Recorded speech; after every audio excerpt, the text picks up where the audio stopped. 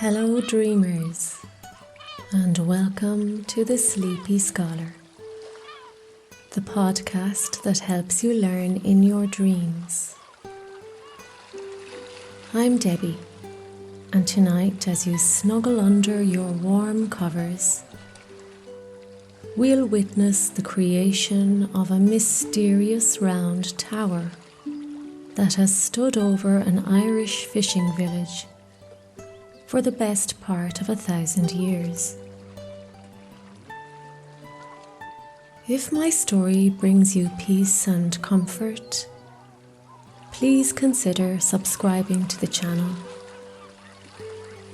Your support fuels my passion for sharing these old tales with you.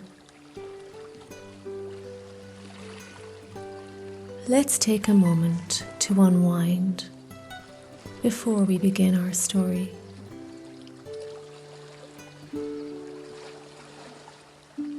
Close your eyes and take a deep breath in, filling your lungs with peace and calm.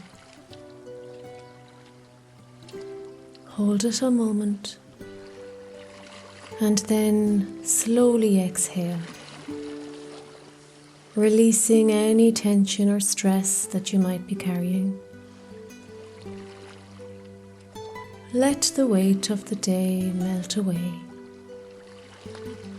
and allow yourself to be present in this peaceful moment.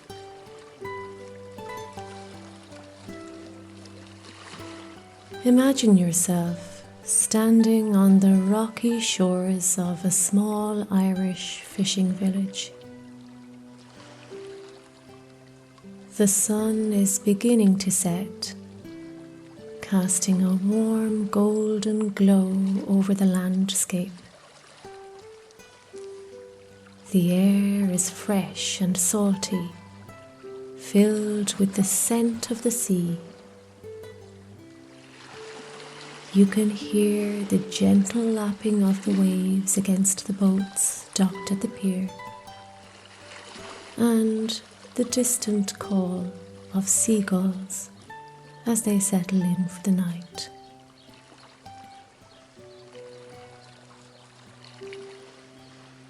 Picture the colourful cottages lining the shore, their lights twinkling as evening approaches. Friendly faces smile and wave, adding to the sense of community and tranquility. Laughter and soft chatter blend with the soothing sounds of the ocean. As you walk along the shore, you feel the cool breeze on your face. Each step takes you further away from your daily concerns, closer to a state of complete relaxation. The rhythmic sound of waves becomes your guide, lulling you into a state of deep, restful calm.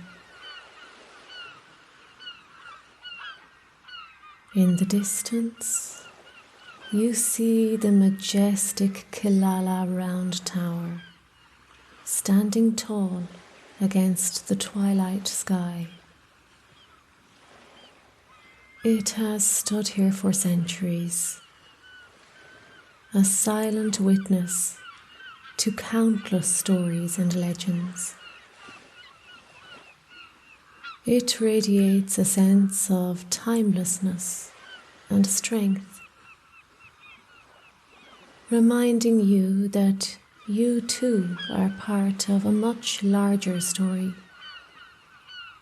one filled with wonder and magic. As you find a comfortable spot to sit on a weathered stone wall by the shore, You gaze up at the tower, its silhouette now framed by a sky painted with hues of orange, pink and purple. A friendly old fisherman tells you it has stood for almost 1,000 years, since the time when Vikings raided this coast. Monks used it as a place of refuge to hide with their precious books. On stormy nights, the villagers still believe you can hear the monks chanting prayers from within its round walls.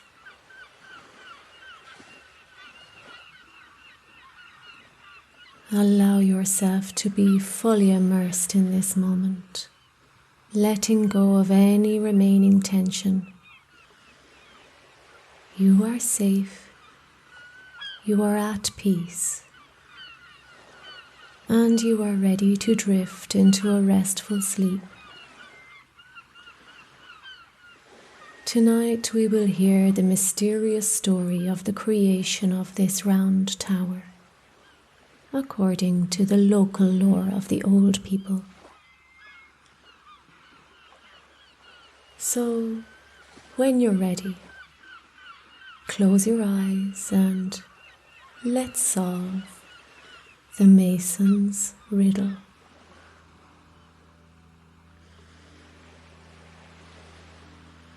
Fado, fado. In the once sleepy fishing village that we now know as Malahide, on the east coast of Ireland, there lived a man of exceptional, no, supernatural skill. On Gobán Saor,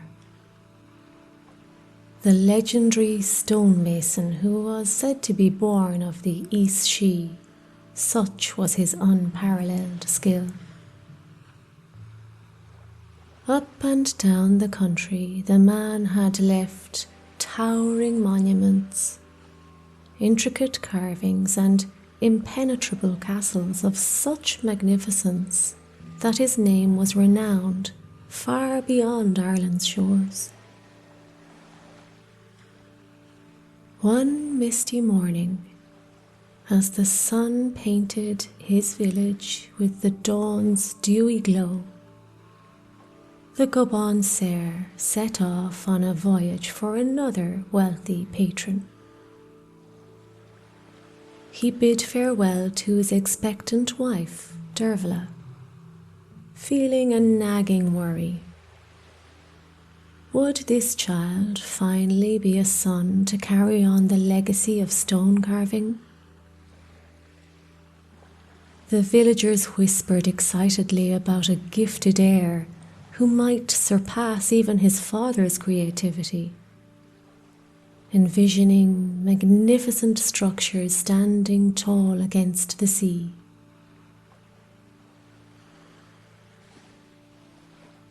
Back in their modest home by the sea, Deirbhile quietly bore the burden of her community's expectations.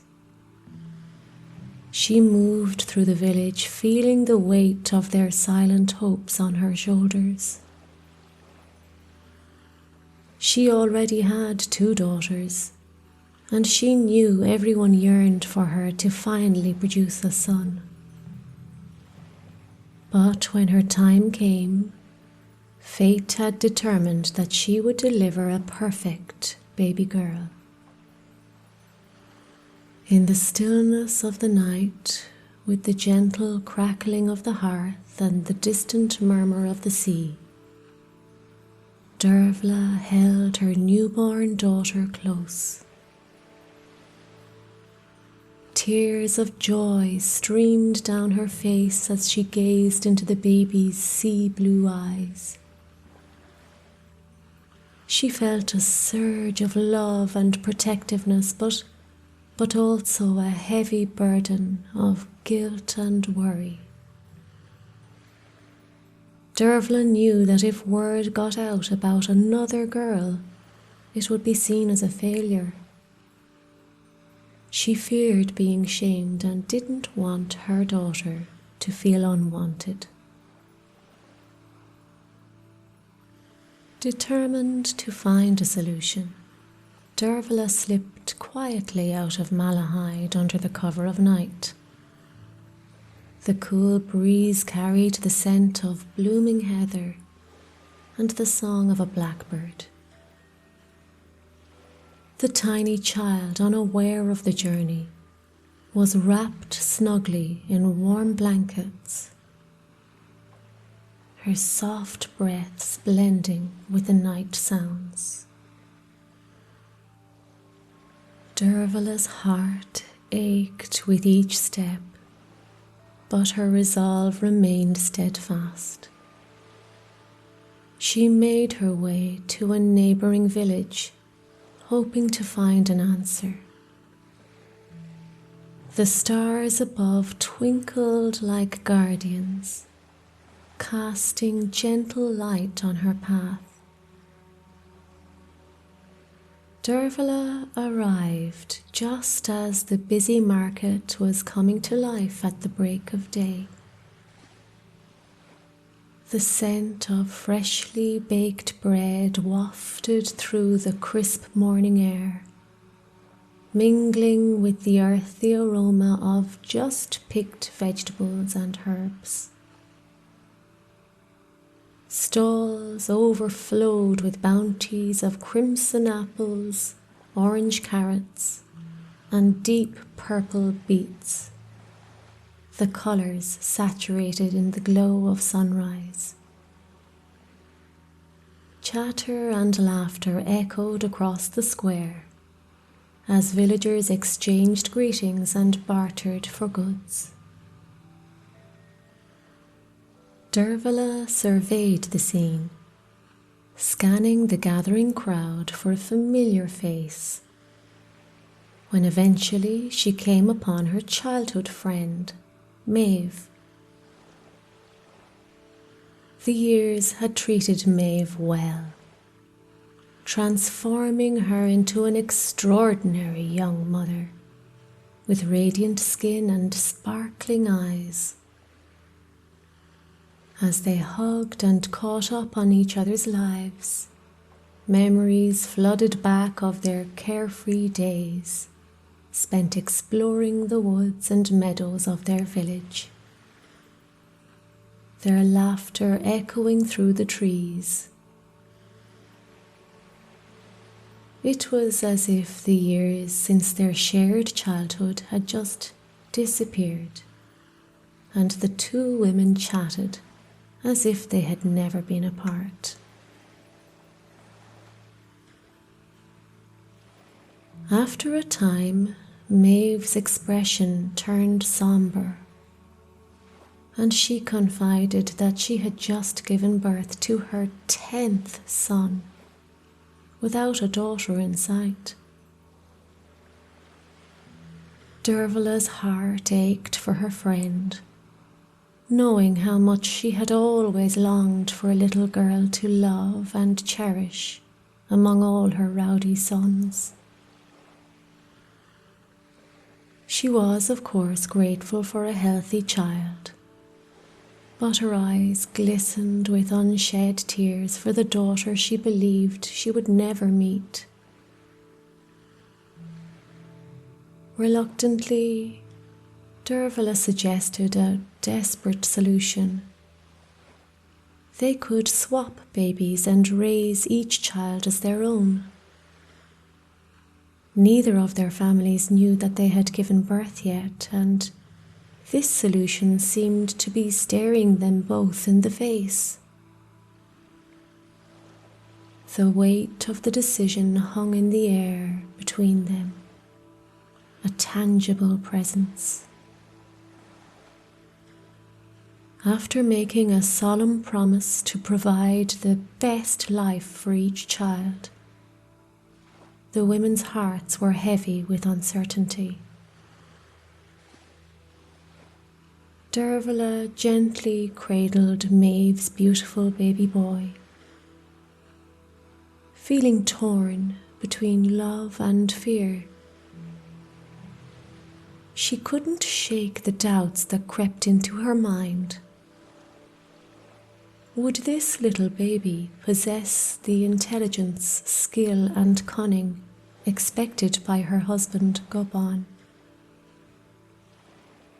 As she gazed into the peaceful face of the sleeping infant, she knew that no matter what, she would do everything in her power to give him the very best in life.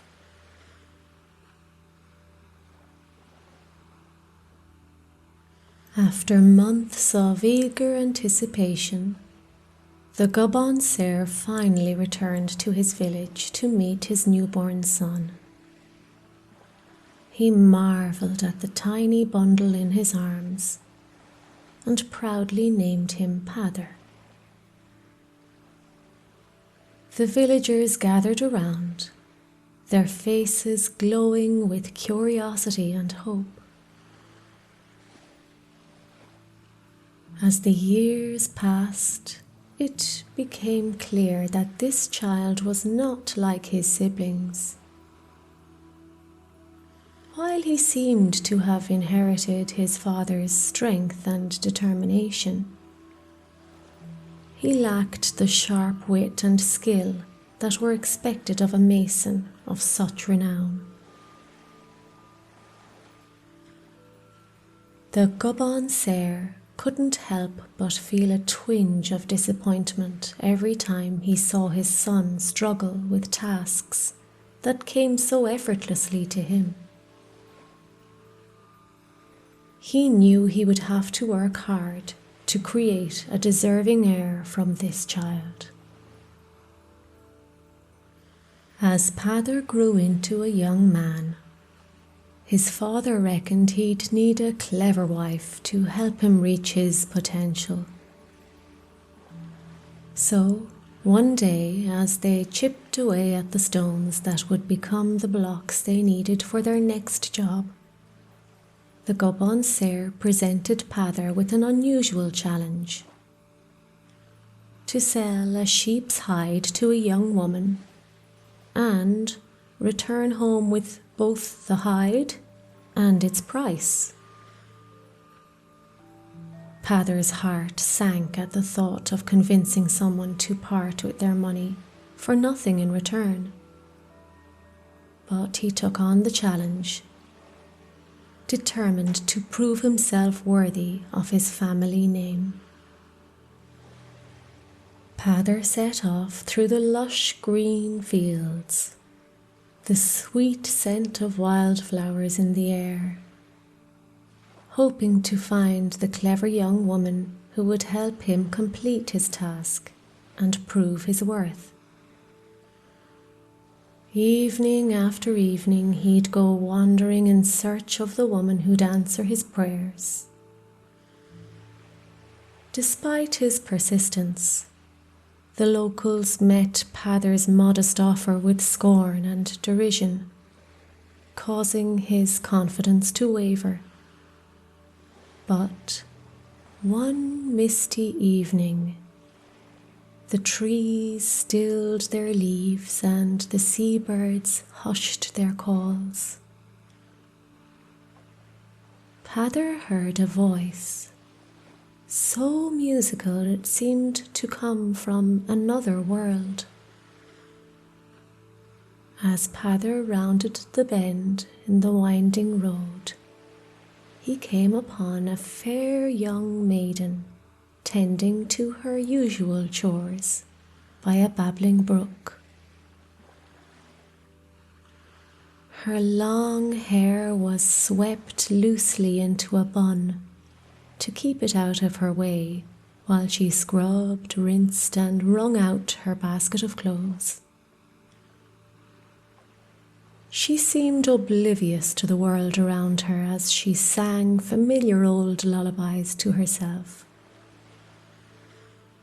At first glance, Aisling seemed like a picture of youth and purity. But beneath her undeniable beauty lay a mind brimming with knowledge and wisdom, far beyond her years. Those who dared underestimate her would quickly learn that she possessed a formidable will and an unwavering determination, forged by her insatiable thirst for adventure and purpose. Peadar's soul stirred within him, realizing with utmost certainty that this was the woman he wanted to spend the rest of his life with as his cherished wife. Nervously, Peadar presented his feeble offer, but Aisling immediately saw beyond it. She could see that this handsome young man was trying desperately to prove himself to someone. They chatted until the sun set, and finally, with a kind smile and a flutter of love in her heart, she agreed to buy the hide. First, she carefully removed the wool she needed for spinning, and then she returned the unwanted skin to Peadar for a decent price. With each passing moment, Aisling found herself more and more enamoured by his kindness, humour, and impeccable manners, but most of all, his potential for greatness. As their eyes met, her heart skipped a beat, and before long, she knew that she had fallen deeply in love. When news of the encounter reached his ears, Peadar's father was anxious to meet the girl. When Aisling arrived, the Gobán Saor searched her face, looking for any sign of deception or ill intent. But all he saw reflected in her eyes was a bright intellect and bold curiosity. As they spoke, he found himself unexpectedly moved by her. For though she was but a slip of a girl, her spirited determination reminded him of his own energy at her age.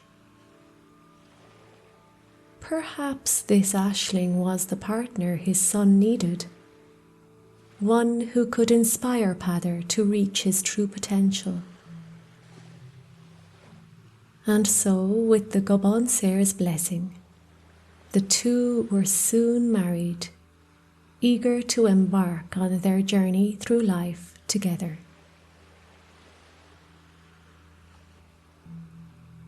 On the other side of the country, by the wild Atlantic, O'Connell, his stature still imposing despite the lines of age etching into his once smooth face, held himself with a commanding presence atop his vibrant young steed.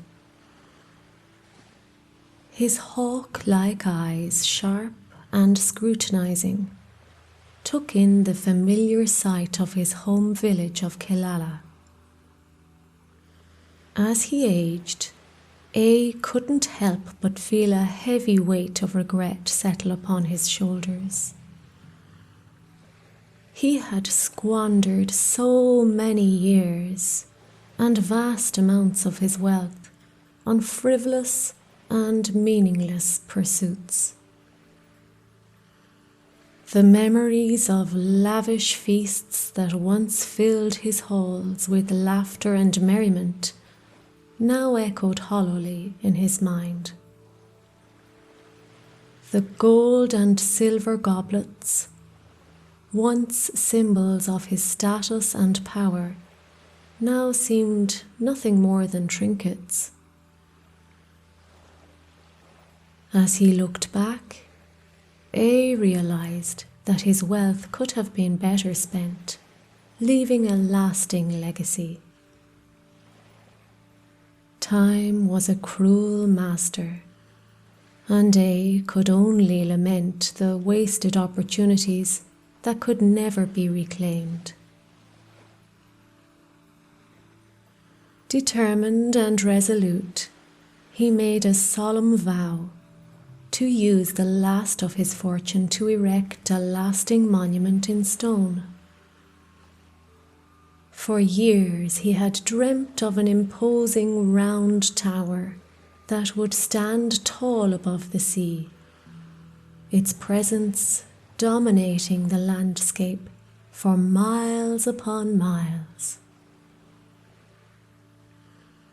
It would be crafted from the finest limestone and sandstone, carefully selected to withstand the test of time and become a lasting symbol of his legacy. The mere sight of it would spark envy in all who laid eyes upon it along the western seaboard. But he realized that only an exceptional craftsman could bring this vision to life. Someone who possessed not only skill and precision, but also the ability to shape history with their hands.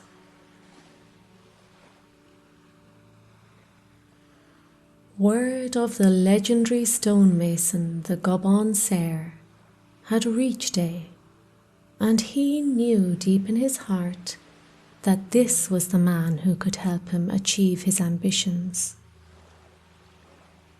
With a renewed sense of purpose, sent messengers to seek out the fabled craftsman, hoping to convince him to take on this monumental task.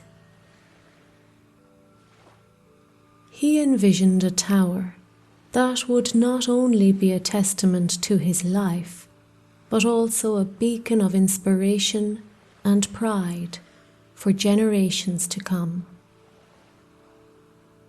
The journey ahead was uncertain, but was determined to leave a legacy that would endure, a monument that would speak of his transformation and newfound wisdom.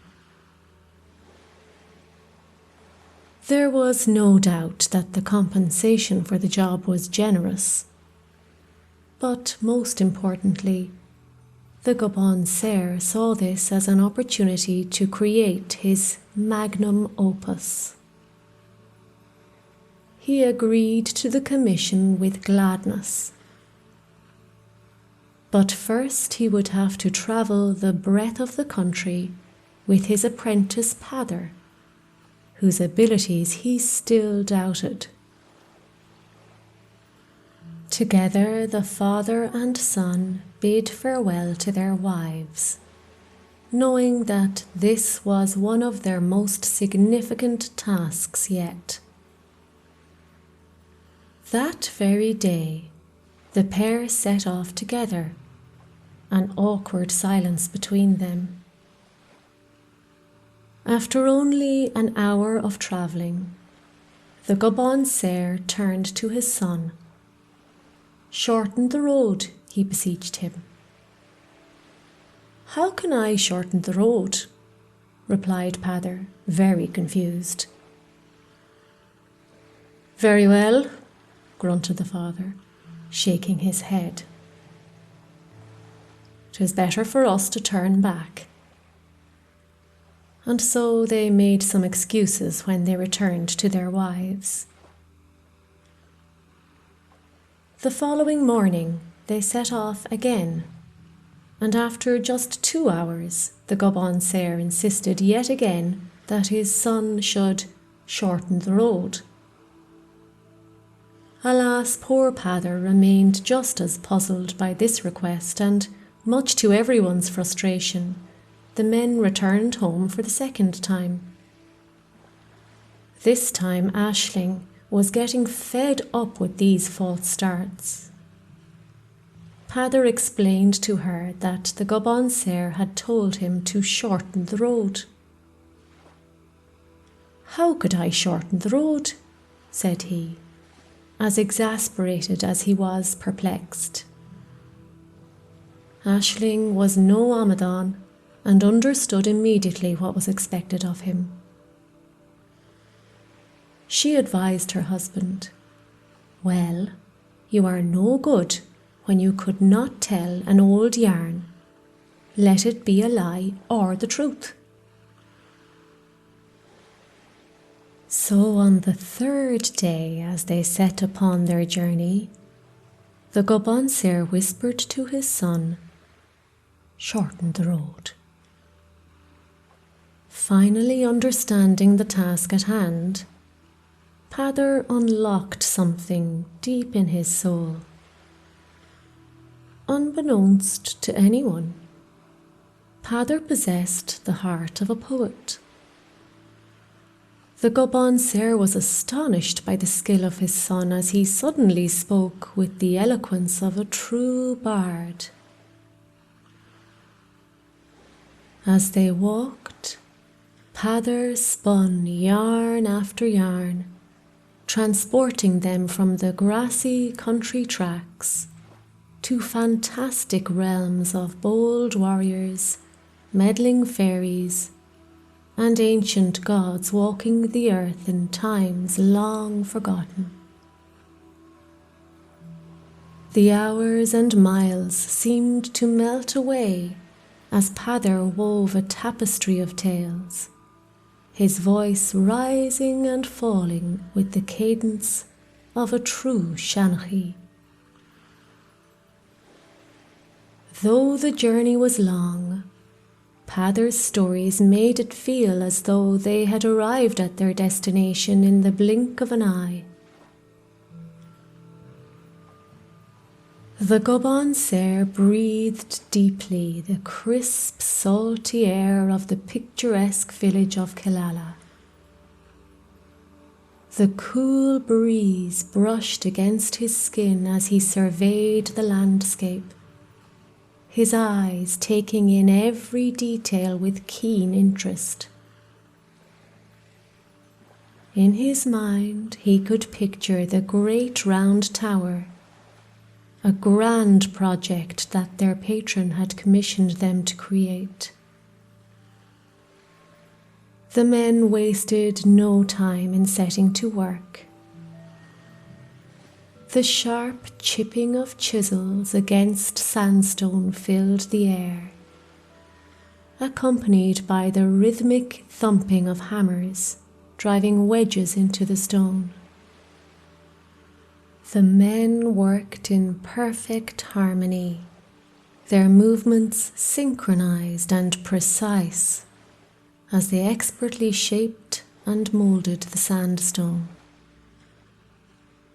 Every strike echoed through the village, a powerful symphony of creation.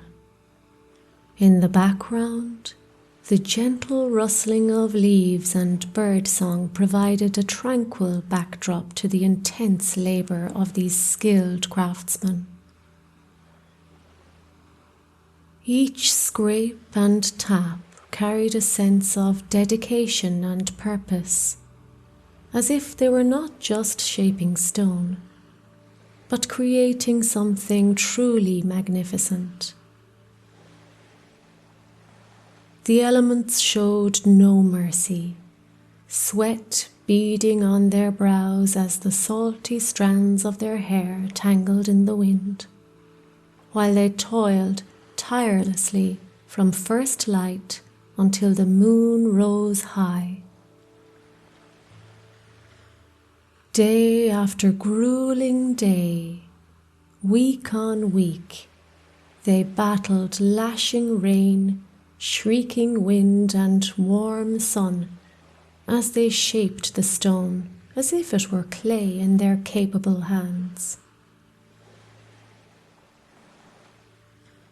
The tower soared into the azure sky, dominating the landscape for leagues around. The Gobán Saor knew in his heart this was his greatest work yet, and yet he could finally see the true artistry in his son, a gifted craftsman in his own right. Together they had created something truly stunning and enduring. However, just as the magnificent tower neared completion, their patron A became paranoid. He feared these two men were only reaching their zenith and would soon erect a tower to eclipse his own.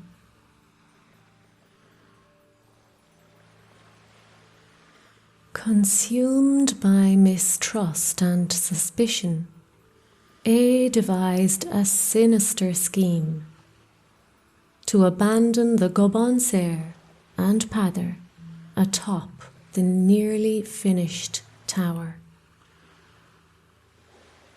One silent night, as the masons rested atop the tower, A stealthily removed the scaffolding, leaving the men to perish in the open sky.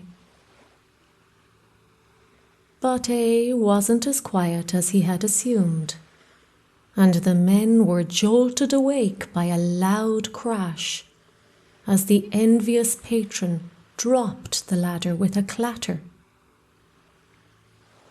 In an instant, the Gobán Saor realized they were stranded high above the ground, with no way down. Calmly and steadily, the Gobán Saor called down to his patron, confessing he had left a vital tool at home and could not complete the tower without it. The Calm agus Deirbhile, he named it, claiming it would make the tower the most wondrous one for miles. For he knew A was a vain man and would not miss a chance to outshine his rivals. Determined to erect the perfect tower, A commanded his own son to embark on a quest across the country in search of this peculiar tool. This must be a truly special implement, one that A's soft hands had certainly never grasped before. Anxious to behold this tool himself, A eagerly awaited his son's return, picturing all the marvelous feats he could accomplish with its power. Within the day, the young emissary found the home where he was greeted by Deirbhile and the quick-witted Aisling. As soon as she heard what he had come to fetch, she understood that the men were in trouble. This tool the man sought was not real. It was an old trick of the trade and alerted her to a problem. Aisling had often worried that their growing fame for the mastery of their art would eventually put them in harm's way, and it seemed that that day had finally arrived.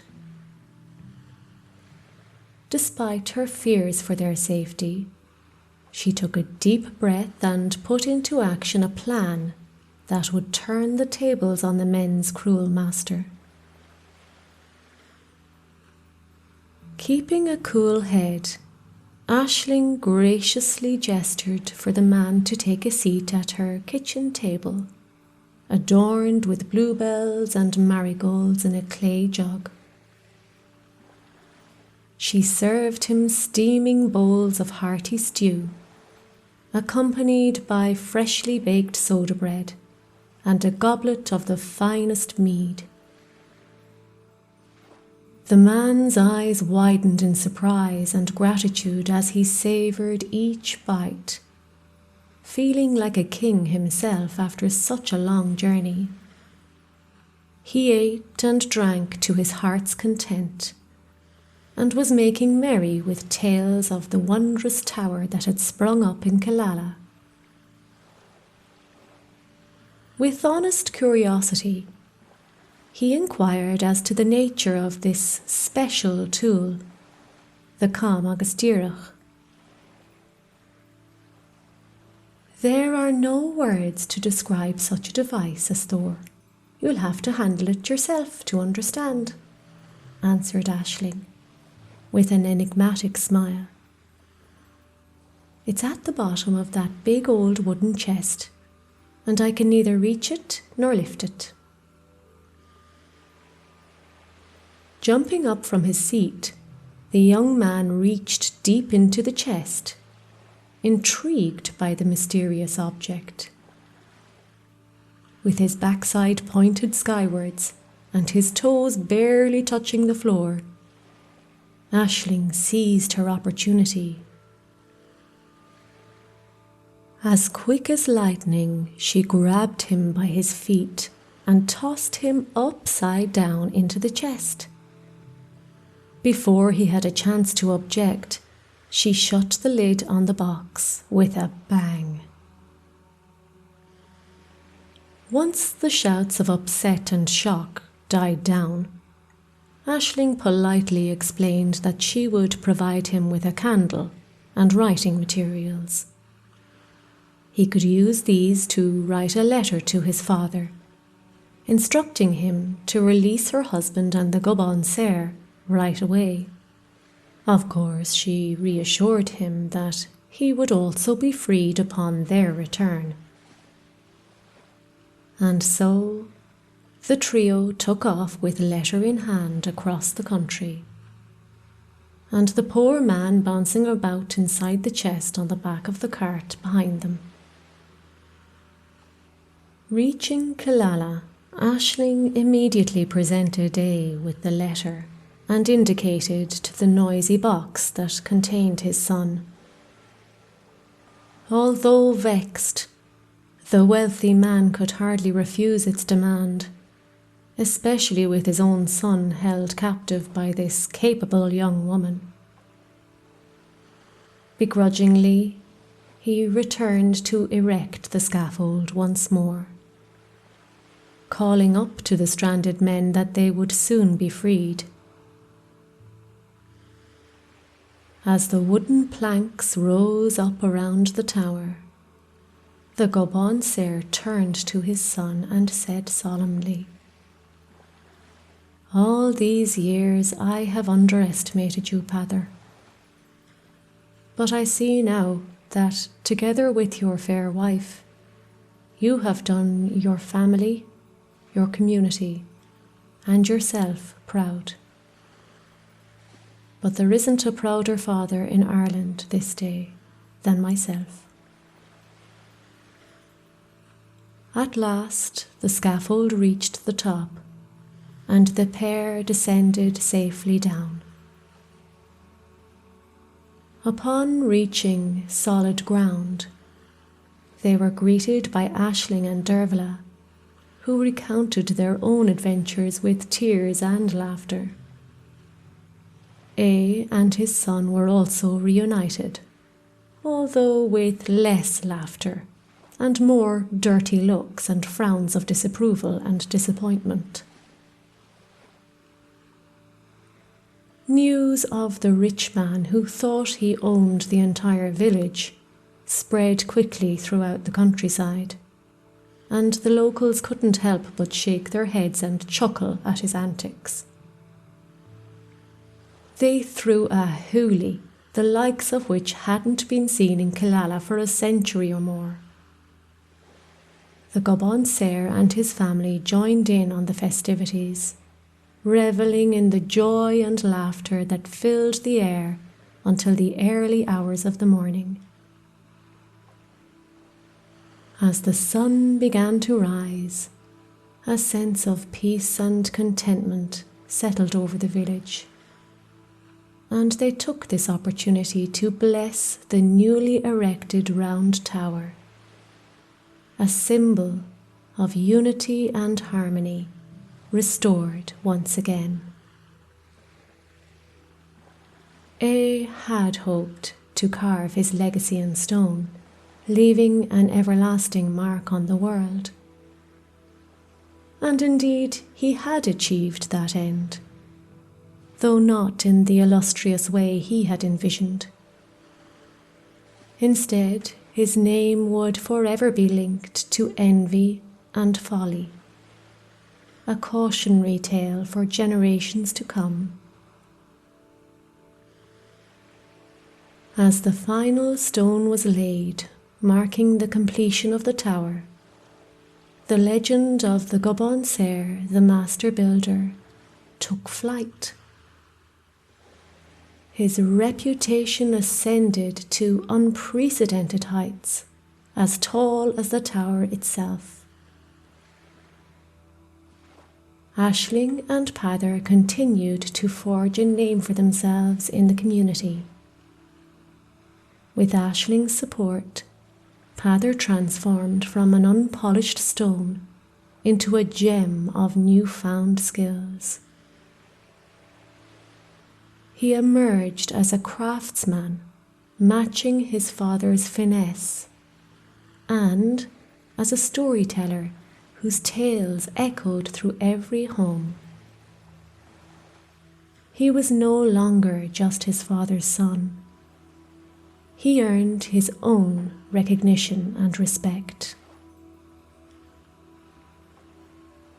As dusk descended over Killala, the yellow moon glowed above their finished tower. They reflected on how this towering stone structure had transformed their lives. The Gobán Saor's heritage was now safeguarded by Peadar's emerging skills and Aisling's unwavering intellect, each of them contributing uniquely to their success. Almost 1,000 years have passed, and the round tower of Killala still stands proud today, keeping a watchful eye over the tiny fishing village in the west of Ireland. It remains a monument to the skill, wit, resilience and determination of the people of Ireland. As the stars shimmer above the ancient tower, let the peaceful sounds of the Atlantic coast guide you into restful dreams. Imagine the lapping waves, the distant call of seagulls, and the gentle breeze as you drift off to sleep.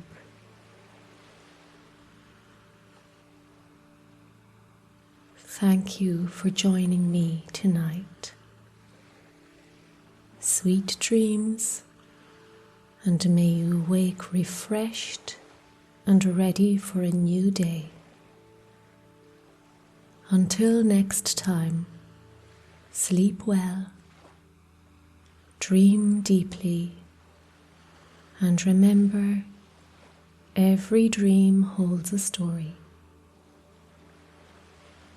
Ihawai. Good night.